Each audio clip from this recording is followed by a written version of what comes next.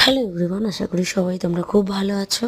আর আজ আমি রান্না করেছিলাম নিরামিষ দই পটল। এই রান্নাটা কিন্তু নিরামিষ দিনে ভীষণ ভালো লাগে খেতে, বিশেষ করে গরম গরম ভাতের সাথে দুপুরবেলা জাস্ট জমে যায়। তো রান্না করার জন্য প্রথমে পটলগুলো আধা চকলা ছাড়িয়ে এরকম ছুলে নিয়েছি। এবার পটলগুলো ভাজার জন্য কড়াইতে নুন হলুদ দিয়ে অল্প আঁচে ঢাকা দিয়ে ভেজে নেব। তো যতক্ষণ পটলটা না ভাজা হয় চলো মশলা করে নিচ্ছি।